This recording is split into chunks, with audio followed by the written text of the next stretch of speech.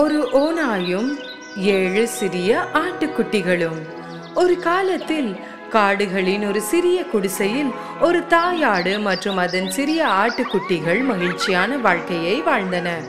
ஆட்டுக்குட்டிகள் மிகவும் அழகான பொம்மைகளைப் போல் இருந்தன. தாயாடு எல்லா தாய்மார்களையும் போலவே தனது குட்டிகளை மிகவும் நேசித்தது.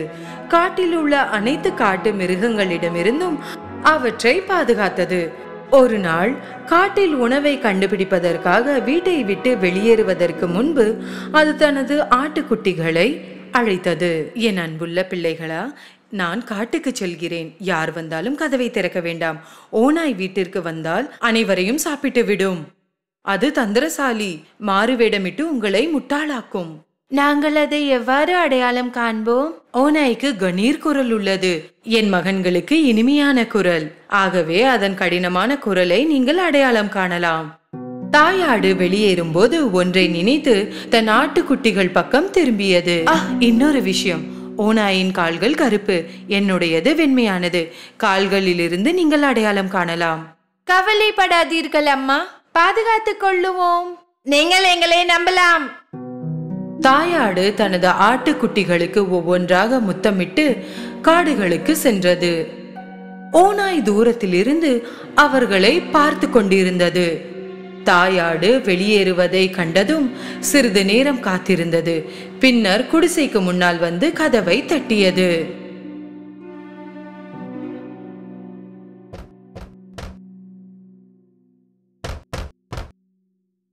யாரது? செல்ல குட்டிகளா, கதவை திறங்க. நான் உங்க அம்மா வந்திருக்கேன். நான் உங்க எல்லாருக்கும் நல்ல சாப்பாடு கொண்டு வந்திருக்கேன். ஆனால் ஆட்டுக்குட்டிகள் ஓநாய் குரலை அடையாளம் கண்டன. கதவை திறக்காமல் அவர்கள் கத்தினார்கள். நீங்கள் எங்கள் அம்மா இல்லை. அவளுடைய குரல் இனிமையானது. நீங்கள் எங்களை முட்டாளாக்க முடியாது. ஆட்டுக்குட்டிகளை முட்டாளாக்க முடியாததால் ஓநாய் மிகவும் கோபமடைந்தது. எனவே அது கடைக்கு சென்று ஒரு பெரிய சுண்ணாம்பு கட்டியை வாங்கி சாப்பிட்டது. இப்போது அதன் குரல் மிகவும் மென்மையாக ஒலித்தது. எனவே அது மீண்டும் குடிசைக்கு சென்று கதவை தட்டியது. இந்த முறை ஓநாய் மென்மையான குரலுடன் பேசத் தொடங்கியது. செல்ல குட்டிகளா, கதவை திறங்க. நான் தான் உங்க அம்மா வந்திருக்கேன். உங்க எல்லாருக்கும் நல்ல சாப்பாடை நான் கொண்டு வந்திருக்கேன். ஓநாயின் மென்மையான குரலை கேட்டு ஆட்டுக்குட்டிகள் அது உண்மையில் தங்கள் தாய் என்று நினைத்தன.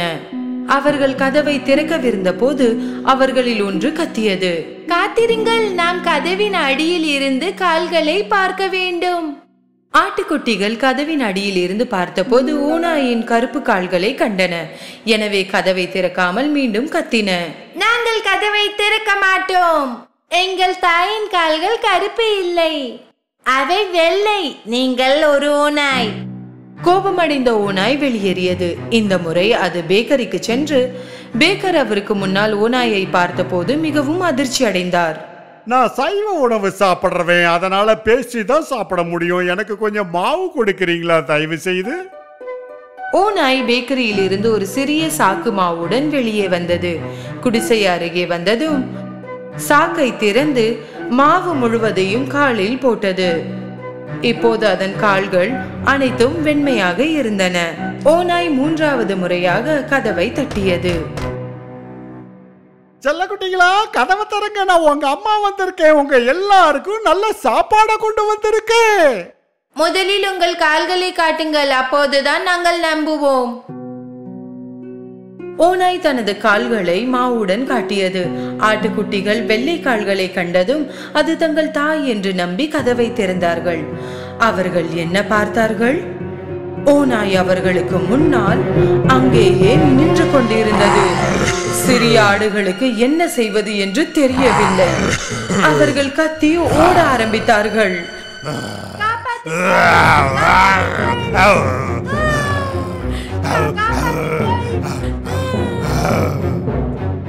ஒரு குட்டி மேசைக்கு கீழே சென்றது. 2வது படுக்கைக்கு கீழ், 3வது புகைப்போக்கிக்குள் சென்றது. 4வது சமையல் அறைக்குள் ஒளிந்து கொண்டது. 5வது அலமாரிக்குள் வந்தது. 6வது திரைக்கு பின்னால் ஒளிந்தது. 7வது சுவரில் இருந்த மாபெரும் கடிகாரத்திற்குள் சென்றது. ஆனால் தந்திரசாலி ஓநாய் விரைவாக ஒவ்வொன்றாக மறைந்திருந்த இடத்திலிருந்து அனைத்தையும் பிடித்தது.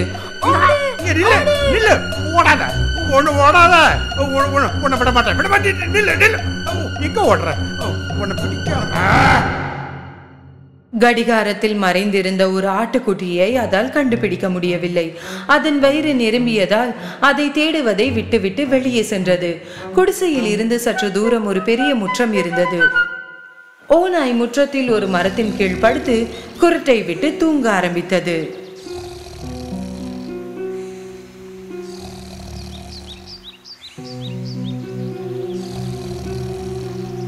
சிறிது நேரத்திற்கு பிறகு தாயாடு வீடு திரும்பியது. கதவை திறந்து பார்க்கும்போது ஏதோ மோசமான சம்பவம் நடந்ததை அறிந்து கத்த ஆரம்பித்தது.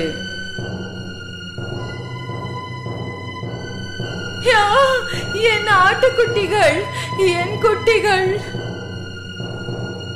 வீட்டிற்குள் நுழைந்த போது அதிர்ச்சி அடைந்தது. மேஜைகள் மற்றும் நாற்காலிகள் அனைத்தும் தலைகீழாக இருந்தன. திரைசீலைகள் கிழிந்திருந்தன. படுக்கைகள் அனைத்தும் கசங்கி இருந்தன. தலையணைகள் மற்றும் போர்வைகள் அனைத்தும் தரையில் இருந்தன. குட்டிகளை தேடியது, ஆனால் அவற்றை எங்கும் கண்டுபிடிக்க முடியவில்லை. ஒவ்வொரு குட்டிகளின் பெயர்களை கத்த ஆரம்பித்தது, ஆனால் யாரும் பதிலளிக்கவில்லை. இறுதியாக கடைசி பெயரை அழைக்கும் நேரம் வந்தது. அப்போதுதான் ஒரு உயர்ந்த குரல் கேட்டது. நான் கடிகாரத்திற்குள் இருக்கிறேன் அம்மா. தாயாடு கடிகாரத்திற்கு ஓடி சென்று தனது குழந்தையை அங்கிருந்து வெளியே எடுத்தது. அம்மா ஆடு மற்றும் குட்டி கட்டிப்பிடித்தது. குட்டி அழுது கொண்டே கதை சொல்ல ஆரம்பித்தது. ஓநாய் மாறுவிடத்தில் வந்தது. அது நீங்கள் தான் என்று நினைத்து நாங்கள் கதவை திறந்தோம். அது அனைத்தையும் சாப்பிட்டு விட்டது.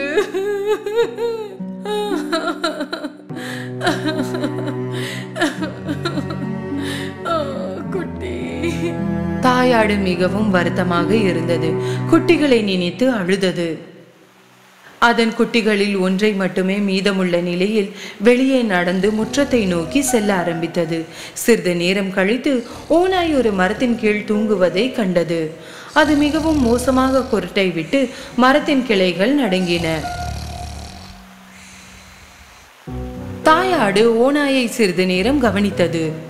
அதன் வயிற்றிற்குள் ஏதோ அசைந்து கொண்டிருப்பதை அது உணர்ந்தது. கடவுளே, என் குட்டிகள் அந்த வயிற்றில் ஆடுகின்றன, உயிருடன் இருக்குமா? அதற்கு ஒரு திட்டம் இருந்தது. தன் குழந்தையின் பக்கம் திரும்பியது. வீட்டிற்கு ஓடி ஒரு ஊசி, நூல் மற்றும் கத்திரிக்கோலை கொண்டு வா. ஆட்டுக்குட்டி வீட்டிற்கு ஓடிக்கொண்டிருந்த போது தாயாடு தரையில் இருந்து 6 பெரிய பாறைகளை சேகரித்தது. சிறிது நேரம் கழித்து சிறிய ஆடு ஒரு ஊசி, நூல் மற்றும் பெரிய கத்திரிக்கோளுடன் வந்தது. தாயாடு கத்திரிக்கோளால் ஓநாயின் வயிற்றை திறந்தது. அது உடனே தன் சிறிய ஆடுகளில் ஒன்றை கண்டது. பின்னர் எல்லாம் வெளியே வந்தது. அவர்கள் அனைவரும் ஆரோக்கியமாக இருந்தனர். தாயாடு மகிழ்ச்சியில் தன்னை மறந்துவிட்டது. அனைத்து ஆட்டுக்குட்டிகளும் தங்கள் தாயை மகிழ்ச்சியுடன் அணைத்துக் கொண்டன.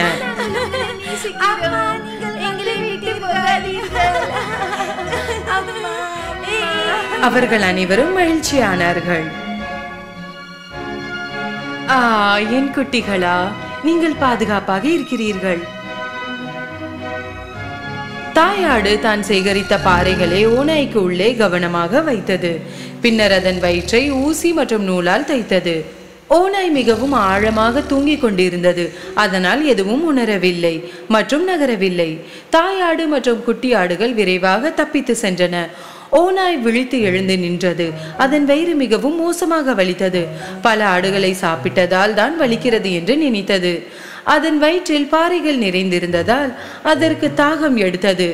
கொஞ்சம் தண்ணீர் குடிக்க ஆற்றின் அருகில் வந்தது. ஆனால் அது நடந்து கொண்டிருந்த போது பாறைகள் ஒன்றிற்கு ஒன்று இடித்து கொண்டன. என் வயிறு ரொம்ப கனமா நிறைஞ்சு போயிருக்கு. நான் சாப்பிட்ட ஆடுகள் எல்லாம் கல்லா மாறின மாதிரி இருக்கு. மண்டியிட்டு சிறிது தண்ணீர் குடிக்க விரும்பியது. பாறைகள் மிகவும் கனமாக இருந்ததால் தனது சமநிலையை இழந்து தண்ணீருக்குள் நழுவி அது விழுந்தது.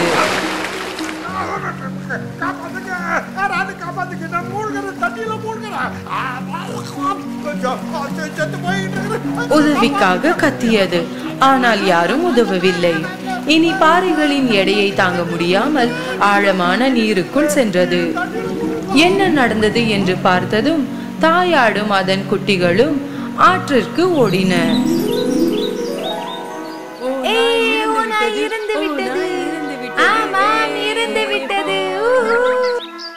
அவர்கள் அனைவரும் நடனமாட ஆரம்பித்தனர்.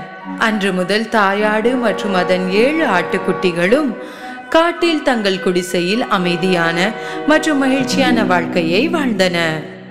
ஒரு காலத்தில் ஒரு ஏழை விதவை பெண் தன் மகனுடன் வசித்து வந்தாள். அவளது மகன் ஜாக் எந்த வேலையும் செய்யவில்லை, ஏனெனில் அவன் மிகவும் சோம்பேறியான இளைஞன். அதனால்தான் அவர்களிடம் எந்த பணமும் இல்லாமல் இருந்தது. அம்மா, சாப்பிட ஏதாவது இருக்கா? எனக்கு பசிக்குது.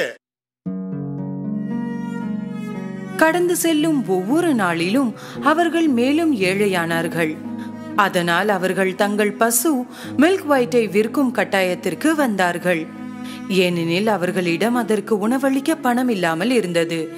ஜாக்கின் தாய் அதை மாட்டு சந்தைக்கு கொண்டு சென்று சிறந்த விலைக்கு விற்கச் சொன்னாள். அதனால் சாப்பிட கொஞ்சம் உணவு அவர்களுக்கு கிடைக்கும். சந்தைக்கு செல்லும் வழியில் ஜாக் ஒரு வித்தியாசமான தோற்றங்களை கொண்ட ஒரு முதியவரை சந்தித்தான். முதியவர் பசுவை பார்த்துவிட்டு ஜாக் பக்கம் திரும்பி கூறினார், வணக்கம் தம்பி, நீ எனக்கு இந்த மாட்டை கொடுத்தா அதுக்கு பதிலா உனக்கு மதிப்பு மிக்க பொருளை கொடுக்கறேன். இதை கேட்ட ஜாக் மிகவும் மகிழ்ச்சி அடைந்தான். முதியவர் தனது சட்டை பையிலிருந்து 5 அவரை விதையை எடுத்தார். அவரை விதையா? ஆனா இது மந்திர அவரை விதை. ஜாக் முதலில் அவரை நம்பவில்லை, ஆனால் அவர் வற்புறுத்தினார். இங்க பாரு இளைஞனே, நீ புத்திசாலி பையனா இருக்க. இந்த மந்திர அவரைய வாங்கிக்க. இதனால உனக்கு வருத்தம் ஏற்படாது. என்ன நீ நம்பலாம். ஜாக் அவரை நம்பி மாயா அவரை விதைக்கு பதிலாக மில்க் ஒயிட்டை கொடுத்தான்.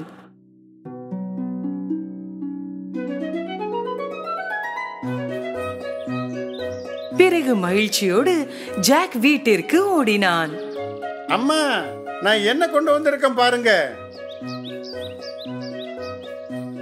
ஜாக் அவளிடம் மிகவும் உற்சாகமாக ஓடி வருவதை பார்த்து அவன் மாட்டை நல்ல விலைக்கு விற்றதாக அம்மா நினைத்தாள்.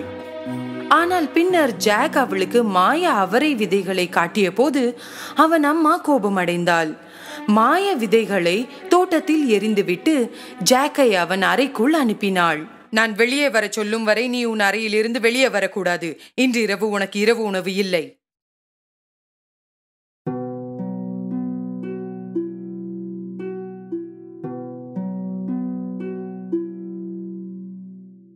காலையில் ஜாக் ஜன்னல் வழியாக வெளியே பார்த்தான். அவனால் அவன் கண்களை நம்ப முடியவில்லை. அவனது படுக்கை அறை ஜன்னலில் இருந்து ஒரு தண்டு மிகவும் வேகமாக வளர்வது அவனுக்கு தெரிந்தது. இது ஒரு மரமோ அல்லது ஒரு பெரிய பூவோ அல்ல, இது ஒரு அவரை கொடி. ஜாக் தனது ஜன்னலில் இருந்து அந்த ராட்சத அவரை கொடியில் குதித்தான். இலைகள் மற்றும் வளையங்களை போன்ற முறுக்கு கொடிகளை அவன் ஏணியாக பயன்படுத்தி அதில் மேல் ஏறத் தொடங்கினான். சிறிது நேரத்திற்கு பிறகு ஒரு வித்தியாசமான இடத்தில் அவன் தன்னை கண்டான். பூக்கள் நிறைந்த ஒரு பாதையையும் அதன் முடிவில் மிகப்பெரிய வீட்டையும் பார்த்தான். ஜாக் வீட்டிற்கு வந்து கதவை தட்டினான். ஒரு பெரிய ராட்சத பெண் பதிலளித்தாள். அது நான் சாப்பிடுறதுக்கு ஏதாவது உங்ககிட்ட இருக்கா? ஆம், இருக்கிறது. ஆனால் என் கணவர் வருவதற்கு முன் இங்கிருந்து போக வேண்டும். இல்லை என்றால் அவர் சிறு குழந்தைகளை சாப்பிட்டு விடுவார். ஜாக் சற்று பயந்து விட்டான். ஆனால் அவன் மிகவும் பசியாக இருந்தான். அவன் சாப்பிட மேஜையில் உட்கார போகும்போது ஆழ்ந்த குரலுடன் யாரோ வெளியே பேசுவதை கேட்டான். வருகிறது வருகிறது வருகிறது, ஒரு குழந்தையின் வாசனை இங்கே வருகிறது. சமைத்ததோ சமைக்காததோ எதுவாயிருந்தாலும் எனக்கு மிகவும் பிடிக்கும். என் உணவை கண்டுபிடித்து விடுவேன். அந்த ராட்சத பெண் ஜாக்கை அழைத்தாள். உடனே அடுப்பில் மறைந்து கொள். ஜாக் உடனே போய் அடுப்பில் ஒளிந்து கொண்டான். அந்த பெரிய ராட்சதன் சமையல் அறைக்குள் சென்று முகர ஆரம்பித்தான். இங்கே ஒரு குழந்தையின் மனம் வருகிறது. அன்பே, என்ன கூறுகிறீர்கள்? நான் நேற்று பூனைக்கு வைத்ததை நீங்கள் முகர்கிறீர்கள். தனது இரவு உணவை முடித்த பிறகு ராட்சதன் தனது தங்கத்தை எண்ணத் தொடங்கினான்.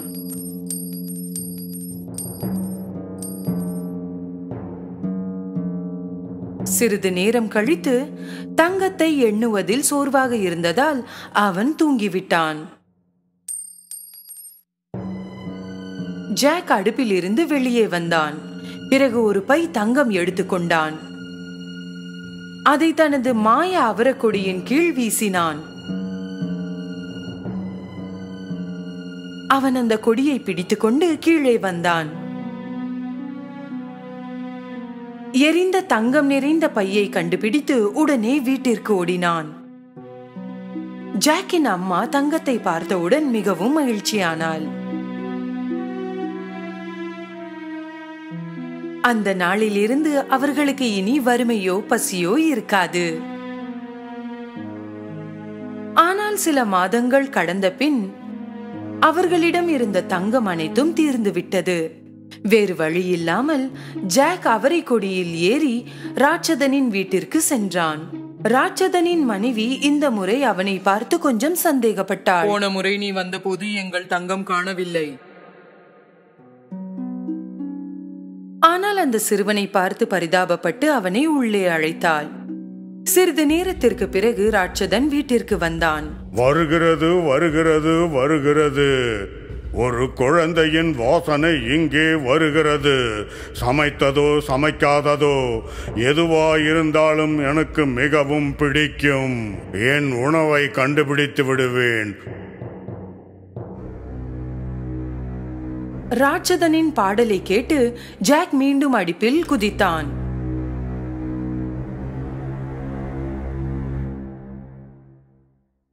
இரவு உணவை முடித்த பிறகு ராட்சதன் தனது கோழியை கொண்டு வரும்படி மனைவியிடம் கேட்டான். அவனது மனைவி கோழியை கொண்டு வந்தபோது கோழியை ஒரு முட்டையிடுமாறு கட்டளையிட்டான். ஜாக் மிகவும் ஆச்சரியப்பட்டான். கோழி ஒரு தங்க முட்டையை இட்டது. ராட்சதன் ஓய்வெடுக்க தனது அறைக்கு போன பிறகு ஜாக் அடுப்பில் இருந்து வெளியே வந்து கோழியை எடுத்துக்கொண்டு அவரை கொடியின் கீழே வந்தான். தங்க முட்டையால் ஜாக் மற்றும் அவன் அம்மா மீண்டும் செல்வந்தர்களானார்கள். ஆனால் பின்னர் ஜாக் தனது அதிர்ஷ்டத்தை மீண்டும் முயற்சிக்க முடிவு செய்தான். மாய அவரக்கொடியில் ஏறத் தொடங்கினான். இந்த முறை ராட்சதனின் மனைவிக்கு தென்படாமல் வீட்டிற்குள் சென்று ஒரு பெரிய செப்பு பானையில் மறைந்து கொண்டான். சிறிது நேரம் கழித்து ராட்சதன் வீட்டிற்கு வந்தான். வருகிறது வருகிறது வருகிறது.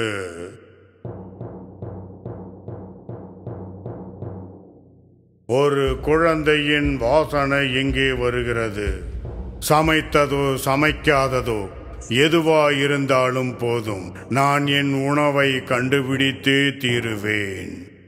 இந்த முறை ராட்சதனின் மனைவி ஜாக் பிடிபட வேண்டும் என்று முடிவு செய்தாள். இங்கு ஒரு குழந்தை இருந்தால் அது அடுப்பில் இருக்க வேண்டும். ஆனால் ஜாக் இந்த முறை வேறு இடத்தில் மறைந்து இருந்தான். ராட்சதன் மற்றும் அவன் மனைவி ஜாக்கை கண்டுபிடிப்பதில் உறுதியாக இருந்தனர். ஆனால் அவர்கள் வீட்டில் எல்லா இடங்களிலும் தேடியும் அவர்களால் அவனை கண்டுபிடிக்க முடியவில்லை.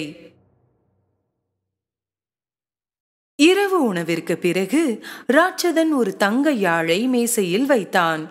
வாசிக்க அவன் உத்தரவிட்டான்.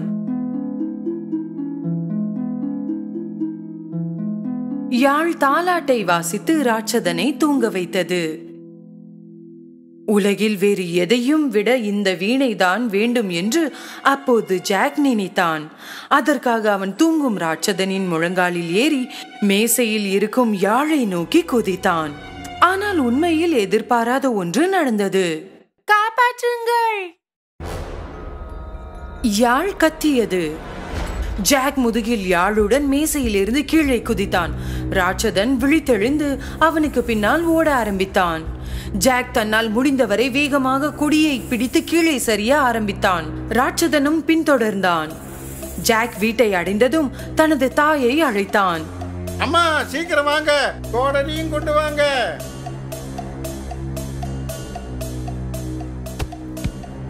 அவர்கள் இருவரும் அவரை கொடியை வெட்டத் தொடங்கினர்.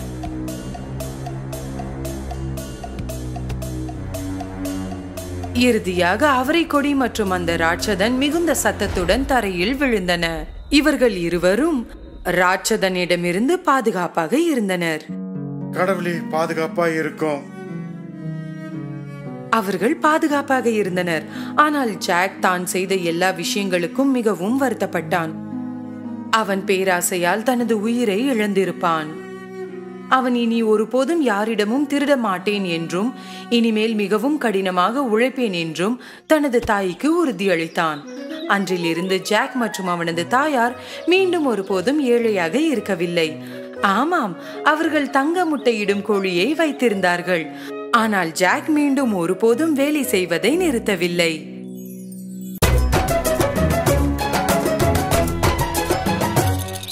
ஒரு காலத்தில் ஒரு தந்தை ஓநாய் தனது குடும்பத்துக்காக வேட்டையாட காட்டுக்கு சென்றார். காட்டில் இருந்தபோது திடீரென்று ஒரு சத்தம் கேட்டது. சுற்றி பார்த்தபோது புதர்களுக்கு இடையில் ஒரு சிறிய குழந்தையை பார்த்தது. இது ஒரு மனித குழந்தை.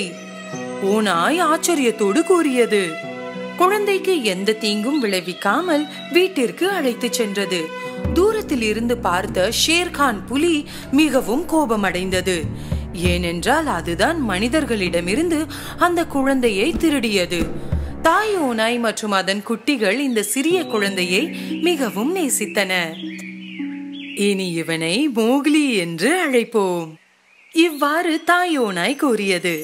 அன்று முதல் மோக்லி தனது ஓநாய் குடும்பத்துடன் காட்டில் வாழத் தொடங்கினான். தனது சொந்த மகன் போல அம்மா ஓநாய் அவனை நன்றாக கவனித்துக் கொண்டது. குறுகிய காலத்தில் மோக்லி அனைத்து விலங்குகளுடன் நட்பு கொண்டது. விளையாடுவது மற்றும் அவர்களுடன் மரங்களில் ஏறுவது, அதோடு அவன் காட்டையும் அறிந்து கொண்டான். இவ்வாறு நடக்கும்போது ஷேர்கான் புலி மோக்லியை தூரத்தில் இருந்து பார்த்து கொண்டே இருந்தது. அவனை கடத்த ஒரு வாய்ப்புக்காக காத்திருந்தது. ஒரு நாள் புத்திசாலித்தனமான ஓநாய் அகேலா, பலு கரடி மற்றும் பகீரா வேங்கை ஆகியவை ஒன்றாக வந்து மோக்லியை பற்றி பேச ஆரம்பித்தன. மனித குழந்தைகள் மிகவும் புத்திசாலிகளாக இருப்பார்கள். இந்த சிறுவனை காட்டு மனிதனாக வளர்க்கலாம். பலு, பகீரா, நீங்கள் இருவரும் இவனை பாதுகாத்து காட்டின் விதிகளை கற்பிக்க வேண்டும். இவ்வாறு அகேலா கூறியது. வருடங்கள் வேகமாக சென்றன. பலு கரடி தனது புதிய மாணவனை மிகவும் கவனத்துடன் கவனித்தது. கொட்டைகள் மற்றும் தேன்களை எடுக்க மரங்களில் ஏறுவது எப்படி என்று அவனுக்கு கற்றுக் கொடுத்தது. பலுவின் போதனைகளை கவனமாக கேட்டான். தினமும் அவன் உயர்ந்த மரத்தில் ஏறி தனக்கு உணவை தேடினான்.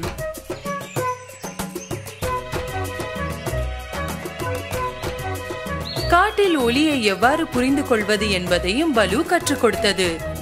தன் மாணவனை பார்த்து பெருமிதம் கொண்டது பலு. மோக்லி மிக வேகமாக ஓடினான், நன்றாக நீந்தினான்.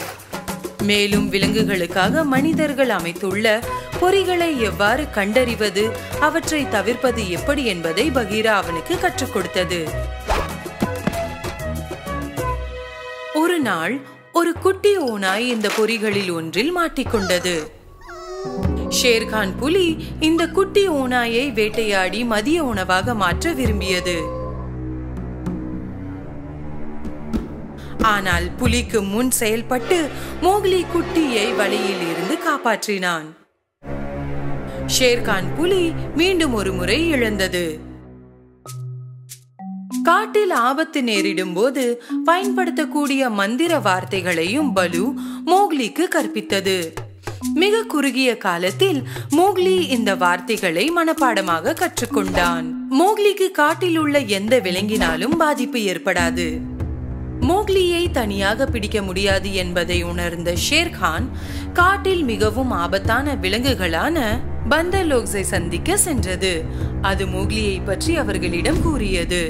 மோக்லி தனக்கு தெரிந்த அனைத்தையும் நமக்கு கற்பித்தால் நாமும் இந்த காட்டில் புத்திசாலித்தனமான விலங்குகளாக மாறுவோம். ஒரு நாள் புயலில் இருந்து தன்னை காப்பாற்றிக் கொள்ள மோக்லி ஒரு தங்குமிடம் அமைத்துக் கொண்டிருந்த போது அவனை மறைவான இடங்களில் இருந்து பந்தர்லோக்ஸ் பார்த்து கொண்டிருந்தன. வாய்ப்பு வந்ததும் அவனை கடத்த முடிவு செய்தனர். சூரிய அஸ்தமனமானதும் மோக்லி 2 குரங்குகளால் கடத்தப்பட்டு அடர்ந்த காடு இருந்த மலைகளுக்கு கொண்டு வரப்பட்டான். அந்த சிறுவன் பந்தர்லோக்ஸின் நடுவில் தன்னை கண்டான். தான் குரங்குகளால் கடத்தப்பட்டதை அறிந்த மோக்லி யோசிக்க ஆரம்பித்தான். அவன் பலு மற்றும் பகீராவை தொடர்பு செய்து அவர்களுக்கு தெரியப்படுத்த வேண்டியிருந்தது. திடீரென்று சில் என்ற ராஜாளி கழுகு வானத்தில் பறப்பதை அவன் கவனித்தான். பலு அவனுக்கு கற்றுக் கொடுத்த மந்திர வார்த்தைகளை அவன் நினைவு கூர்ந்தான். நாம் ஒரே ரத்தம், நீயும் நானும். இந்த வார்த்தைகளை கேட்ட சீல் ராஜாளி கழுகு மோக்லி ஒரு அந்நியன் இல்லை என்றும் அவன் சிக்கலில் இருப்பதையும் உடனடியாக உணர்ந்தது. நான் தான் லிட்டில் மோக்லி. நான் கடத்தப்பட்டதை பாலுவிற்கும் பகீராவுக்கும் தெரிவிக்க முடியுமா? தெரியப்படுத்துகிறேன் மோக்லி. சில் ராஜாளி கழுகு இவ்வாறு பதிலளித்தது. பிறகு மோக்லியின் நண்பர்களுக்கு செய்தியை வழங்க பறந்து சென்றது. பந்தர்லோக்ஸ் மோக்லியை தங்கள் குளிர்ந்த குகையான குரங்கு நகரத்திற்கு அழைத்து வந்தார்கள்.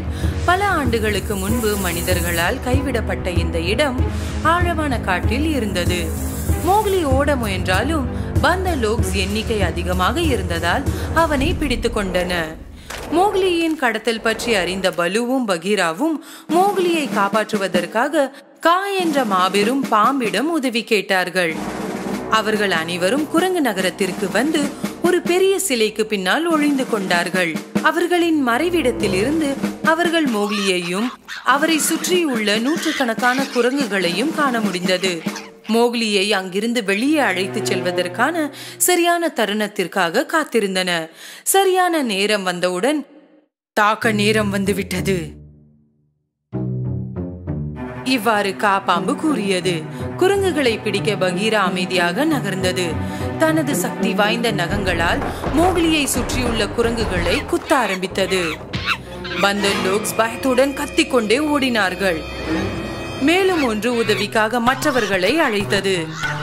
திடீரென்று பகீரா நிறைய குரங்குகளால் சூழப்பட்டது. வேறு சில குரங்குகள் மோக்லியை பிடித்து மூடிய சுவர்களை கொண்ட ஒரு அறையில் வைத்தன. பகீரா குரங்குகளுடன் சண்டையிடுவதை மோக்லியால் கேட்க முடிந்தது. நகரத்தின் இடிபாடுகளின் கீழ் நீர் சேமிப்பு இருப்பது அவன் நினைவு கூர்ந்தான். குரங்குகள் தண்ணீருக்கு பயப்படுவதை அறிந்திருந்தான். பகீரா, வேகமாக ஓடி தண்ணீரில் குதித்துவிடு. பகீரா ஓடி நேராக தண்ணீரில் குதித்தது. பலுவும் குரங்குகளால் தாக்கப்பட்டது. அவர்கள் சண்டையிட தொடங்கினர். தன்னை தற்காத்துக் கொள்ள பலு தனது முன் நகங்களால் பந்தர்லோக்ஸை தாக்கியது. அது சிறப்பாக முயற்சித்தது. ஆனால் ஏராளமான பந்தர்லோக்ஸ் இருந்தன. பலுவால் தனியாக சண்டையிடுவது சாத்தியமில்லை. பகீரா உதவியற்ற முறையில் அதை தண்ணீரில் இருந்து பார்த்து கொண்டிருந்தது. தன் நண்பனுக்கு உதவ முடியாததை எண்ணி சோகமாக உணர்ந்தது. பலு குரங்குகளுடன் போராடி கொண்டிருந்தது. திடீரென்று கா வெளியே வந்தது. கா தனது மாபெரும் வாள் மூலம் அனைத்து குரங்குகளையும் அடிக்க தொடங்கியது. குரங்குகள் பயத்துடன் ஓடின. குரங்குகள் எப்போதும் காவை கண்டு பயந்தன. அவர்களில் யாராலும் காவை சண்டையில் எதிர்கொள்ள முடியாது. எனவே அவர்கள் காட்டின் உள்ளே ஓடத் தொடங்கின. பலு இறுதியாக விடுபட்டது.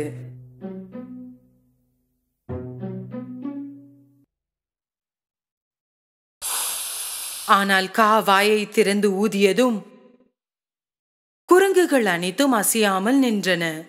அவர்களின் குரல்கள் திடீரென்று நின்றுவிட்டன மற்றும் திடீரென்று அனைத்தும் அமைதியாகிவிட்டது. இந்த வாய்ப்பை பயன்படுத்தி பகீரா தண்ணீரில் இருந்து வெளியே வந்தது. சிக்கிய கோபுரத்தில் இருந்து மோக்லி கத்தினான். நான் இங்கே இருக்கிறேன், கோபுரத்தில் சிக்கிக் கொண்டேன். கா தனது வலிமையான வாளை ஆட்டி கோபுரத்தின் சுவர்களை உடைக்க முயன்றது. சுவர்களில் இருந்து விடுபட்டு மோக்லி வெளியே வந்தான். பலு அவனை அன்போடு அணைத்துக் கொண்டது. உனக்கு ஒன்றுமில்லையே மோக்லி? இல்லை, ஒன்றுமில்லை. ஆனால் எனக்கு பசியாகவும் சோர்வாகவும் இருக்கிறது. உங்கள் உயிரை பணயம் வைத்து என்னை காப்பாற்றினீர்கள், மிகவும் நன்றி. கா தனது பக்கத்தில் இருப்பதை கண்டு மோக்லியும் மகிழ்ச்சி அடைந்தான். வாழ்நாள் முழுவதும் நான் உங்களுக்கு கடமைப்பட்டுள்ளேன். மோக்லி, பலு மற்றும் பகீரா காவுடன் விடைபெற்று தங்கள் வீடுகளுக்கு சென்றன. இத்தகைய சக்தி வாய்ந்த நட்பை கொண்ட ஒருவருக்கு ஒருபோதும் தீங்கு செய்ய முடியாது என்பதை ஷேர்கான் புலி உணர்ந்தது. ஒருபோதும் திரும்பி வரக்கூடாது என்று காட்டின் ஆழமான பகுதிக்கு சென்றது. நீண்ட காலம் கடந்து மோக்லி ஒரு இளைஞனாக வளர்ந்தான்.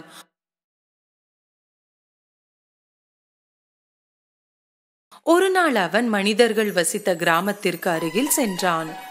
அவனை உடனடியாக அடையாளம் கண்டு கொண்ட ஒரு பெண்ணை அவன் சந்தித்தான். பல வருடங்களுக்கு முன்பு புலியால் கடத்தப்பட்ட மகன் அவன் என்பதை அவள் உணர்ந்தாள். தனக்கு பக்கத்தில் இருந்த சிறுவனை மோக்லியின் கையில் வைத்தாள். இந்த சிறிய பையன் மோக்லியின் குழந்தை பருவத்தை போலவே இருப்பதால் மோக்லி மிகவும் ஆச்சரியப்பட்டான். இந்த சிறுவன் தன் சகோதரன் என்றும் அந்த பெண்மணி அவனது தாய் என்றும் அவன் உணர்ந்தான். பலு, பகீரா மற்றும் கா அவர்களை பார்த்து கொண்டிருந்தனர். இனிமேல் நீ உனது குடும்பத்துடன் இருக்க வேண்டும் மோக்லி. உனக்கு உதவி தேவைப்பட்டால் உனக்கு தான் மந்திர வார்த்தைகள் தெரியுமே.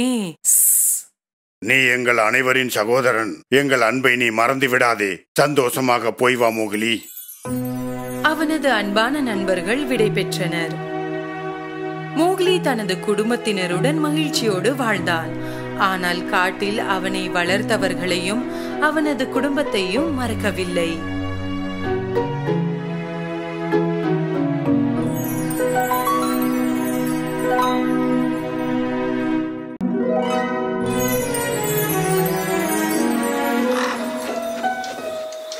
பல வருடங்களுக்கு முன்பு ஒரு ராஜ்யம் இருந்தது. மகிழ்ச்சியான ஒரு ராஜ்யம். மற்றும் அந்த ராஜ்யத்தில் ஒரு ராஜா மற்றும் ராணி வாழ்ந்தனர். அவர்களுக்கு ஒரே ஒரு விருப்பம் மட்டும்தான் இருந்தது, அதாவது ஒரு குழந்தை வேண்டும் என்பது. அரசர் மற்றும் அரசி மிகவும் இரக்க குணமுடையவர்கள். ஒரு நாள் அவர்களின் விருப்பம் உண்மையாகும் என்று அவர்கள் இதயங்களில் அறிந்திருந்தார்கள். அதே மாதிரி அவர்களின் நம்பிக்கை உண்மையானது. அவர்கள் ஒரு பெண் குழந்தையால் ஆசிர்வதிக்கப்பட்டனர். அவள் பகலின் ஒளிரும் சூரியனாக பிரகாசமாக இருந்தாள். அவர்கள் இளவரசிக்கு அரோரா என்று பெயரிட்டனர். ராஜா மற்றும் ராணி தங்கள் மகள் பிறப்பை கொண்டாட ஒரு பெரிய விருந்தை அமைக்க முடிவு செய்தனர். எல்லோரும் அழைக்கப்பட்டனர். மர்மமான வனப்பகுதியில் வாழும் தேவதைகளும் அழைக்கப்பட்டனர். ஆனால் அரசர் மற்றும் அரசி ஒரு பெரிய தவறு செய்தனர். அவர்கள் ஒரு தேவதையை குறிப்பாக அழைக்க மறந்துவிட்டனர். அண்டை ராஜ்ய மக்கள் மற்றும் ராஜாக்கள் அனைவருமே தங்கள் பரிசுகளை மற்றும் ஆசிர்வாதத்தை முன்வைத்தனர். 12 தேவதைகளும் வந்தார்கள். தேவதைகள் அரோராவுக்கு தனித்துவமான பரிசுகளை வழங்கினர். அவர்களின் மாயத்தடியால் உலகில் அவள் விரும்பிய அனைத்தையும் அரோராவுக்கு கொடுத்தனர். முடிவில் அவர்களின் 3 தேவதைகள் மட்டுமே பரிசளிக்க மீதம் இருந்தனர். உலகின் அழகு எல்லா நேரங்களிலும் உன்னுடன் இருக்கும். இளவரசியே, என் பரிசு நித்திய மகிழ்ச்சி. நீ எப்போதும் மகிழ்ச்சியாக துக்கம் நெருங்காமல் இருப்பாய்.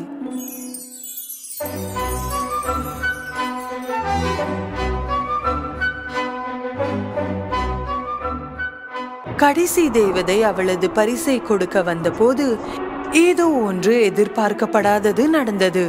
முழு அரங்கமும் பச்சை புகையால் நிரம்பியது.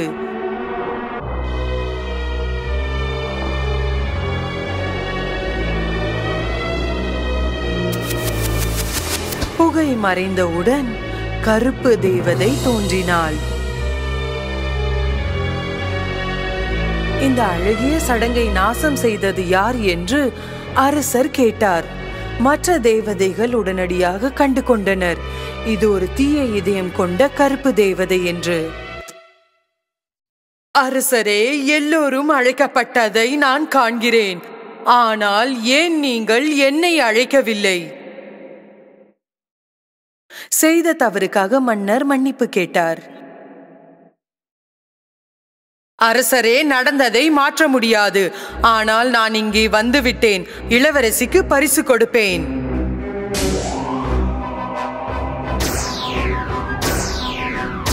மிகவும் அழகான நம் இளவரசி மகிழ்ச்சியுடன் அன்புடன் இருப்பாள். செல்வத்தால் சூழப்பட்டிருப்பாள்.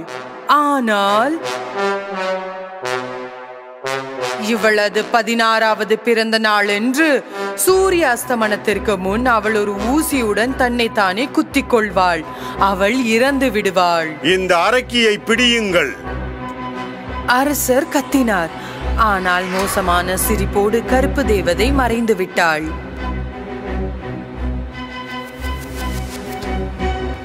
இப்போது கடைசி தேவதை அவளுடைய பரிசை வழங்கவில்லை. அவள் கருப்பு தேவதை போல் சக்தி வாய்ந்தவள் அல்ல. ஆனால் அவள் அந்த சாபத்தை குறைக்க ஏதாவது செய்ய விரும்புகிறாள். நான் சாபத்தை தடுக்க முடியாது, ஆனால் என்னால் குறைக்க முடியும். சாபத்தினால் இளவரசி இறக்க மாட்டாள். ஆனால் ஒரு ஆழமான தூக்கத்தில் சென்று விடுவாள். உண்மையான அன்பின் ஒரு முத்தத்தால் எழுவாள். இது உனக்கென ஒரு பரிசு என் இளவரசியே. இந்த மோசமான சாபத்தை தடுப்பதற்கான முயற்சியுடன் ஒவ்வொரு ஊசி, தையல் இயந்திரம் மற்றும் குத்தக்கூடிய பொருள் அனைத்தையும் சேகரித்து எரிக்க அரசர் கட்டளையிட்டார்.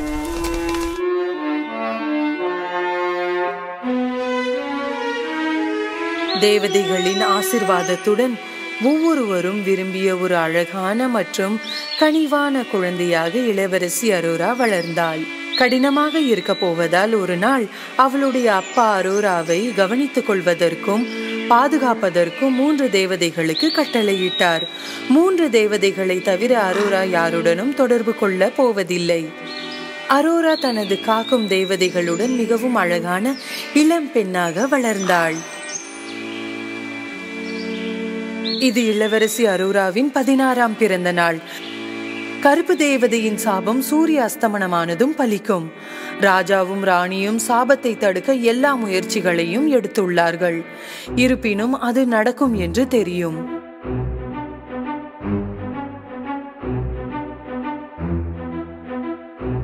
அவளை பாதுகாக்க ஒரு அறையில் அடைத்தார்கள்.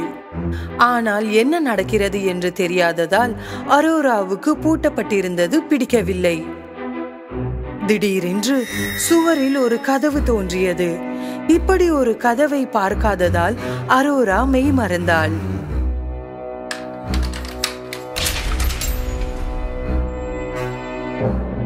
கதவுக்கு பின்னால் வரும் விசித்திரமான சத்தம் கேட்டாள். என்ன நடக்க போகிறது என்பதற்கான ஆர்வத்தால் அவள் கதவை திறந்தாள். அவள் நுழைந்த அறையில் ஒரு பெண் தைப்பதை கண்டாள். அரோரா மந்திரித்த கோழியை போல் தையல் இயந்திரம் அருகே சென்றாள். சூரிய அஸ்தமனமானது. கருப்பு தேவதையின் சாபம் உண்மையாகி அரோரா ஊசியை தொட்டாள். மேலும் அந்த தருணத்தில் அது நிகழ்ந்தது. ஊசியின் ஒரு தொடுதலுடன் அவள் கீழே விழுந்தாள்.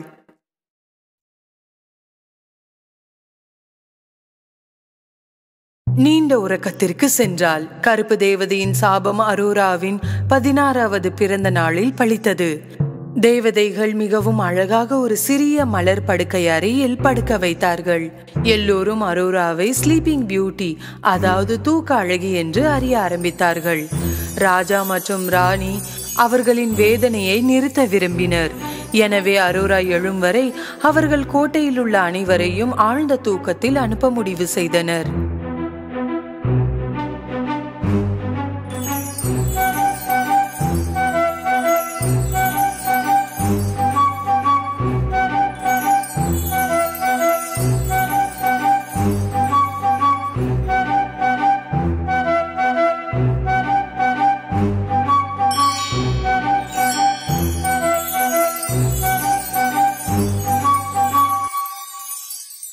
அப்படி அப்படியே 100 வருடங்கள் கடந்து விட்டன. ஒரு நாள் ஒரு இளவரசர் கோட்டையின் அருகில் இருந்து சென்று கொண்டிருந்தார். மேலும் அவர் குமிழ் மற்றும் தாவரங்களால் மூடப்பட்ட கோட்டையை பார்த்தார். அவரது ஆட்கள் கோட்டை மற்றும் ஸ்லீப்பிங் பியூட்டியை பற்றிய கதைகளை சொன்னார்கள். அது உண்மையிலேயே அவரை உற்சாகப்படுத்தியது. அதனால் அவர் உள்ளே செல்ல முடிவு செய்தார். புதர்கள் மிகவும் அடர்த்தியாக இருந்தன.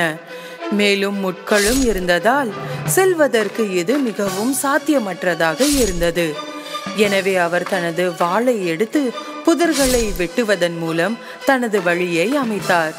அவர் தனது வழியை உருவாக்கி இறுதியாக கதவை அடைந்தார். கதவில் 2 காவலர்கள் தூங்குவதை கண்டார். அவர் கதவை திறந்து பார்த்து திகைத்து போனார். எல்லா இடங்களிலும் மக்களை பார்த்தார். அவர் கோட்டையை சுற்றி நடக்கத் தொடங்கினார்.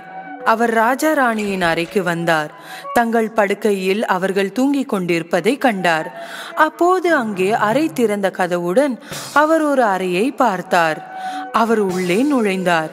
இங்குதான் அழகிய பூக்கள் நிறைந்த படுக்கையில் ஸ்லீப்பிங் பியூட்டி தூங்கிக் கொண்டிருந்தாள்.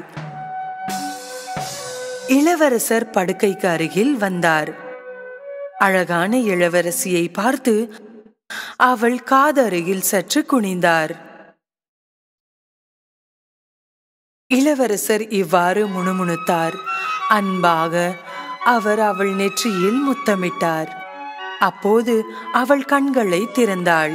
ஒரு அழகான இளவரசர் அவளை காண்பதை கண்டாள். அவள் விழித்தெழுந்தவுடன் கோட்டையில் உள்ள அனைவருமே தங்கள் 100 வருட தூக்கத்தில் இருந்து எழுந்தார்கள். ராஜாவும் ராணியும் அதிர்ந்து போய் அவர்கள் என்ன நடக்கிறது என்பதை காண அரோராவின் அறைக்கு சென்றார்கள். அவர்களின் அழகிய பெண் விழித்தெழுந்ததை கண்டு அவர்கள் மகிழ்ச்சி அடைந்தனர். இளவரசர் அவளிடம் தன்னை திருமணம் செய்து கொள்ள கேட்டார் மற்றும் அவளும் புன்னகைத்து ஏற்றுக்கொண்டாள். ராஜா தனது மகளையும் ராஜ்யத்தையும் காப்பாற்றிய இளவரசருக்கு அவரது ஆசிர்வாதத்தை அளித்தார். அவர்கள் திருமணம் செய்து மகிழ்ச்சியாக வாழ்ந்தனர்.